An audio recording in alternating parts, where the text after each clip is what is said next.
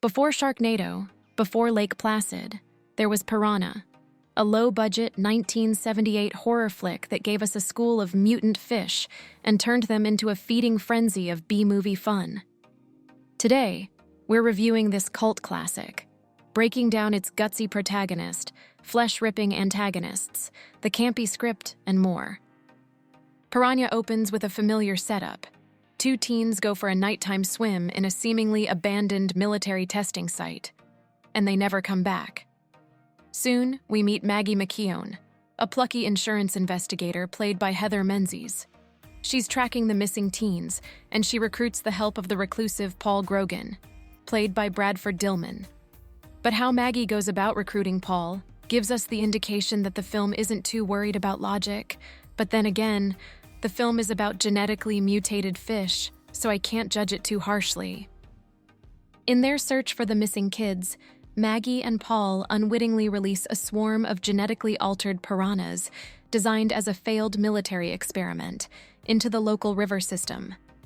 And just downstream, there is a children's summer camp and a water park. Maggie is an intelligent, assertive, and resourceful lead, which wasn't that popular in the 1970s.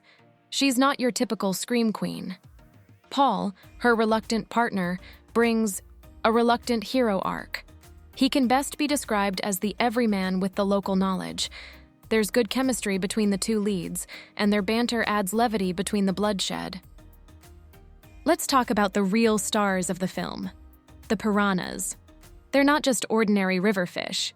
They're genetically engineered cold-blooded weapons and accidentally unleashed into the wild. What makes them effective as antagonists is their invisibility. You never see them coming. The water is calm until it turns red. Unlike a single predator like the shark in Jaws, the piranhas attack in swarms, relentlessly, unstoppable, and grotesquely efficient. Their victims get tons of tiny yet painful bites of flesh taken from them while still alive. The script is smarter than you'd expect. There's a clear wink to the audience, especially in its ridiculous setup and deliberately over-the-top deaths. But the most important thing is that the script knows what it is, and it does it well. Piranha is a perfect blend of horror and parody. It's a movie that knows exactly what it is and leans into it. Piranha uses low-budget practical effects with surprising creativity. This film proves that the high-end, enormous CGI budgets aren't needed to create a fun and engaging horror film. The fish attacks are shown through frantic underwater POV shots, red-dyed water, and flashes of shredded flesh. The pacing of the film never really gives you a chance to breathe as it quickly moves along. There are always stakes, another group of possible victims further down the river, unaware of the danger swimming their way. Yes, the creature effects are nothing to write home about, but with clever editing and sound design, it turns simple designs into moments of dread. Piranha gives us a great retro horror film. Now let's talk about the fish in the room.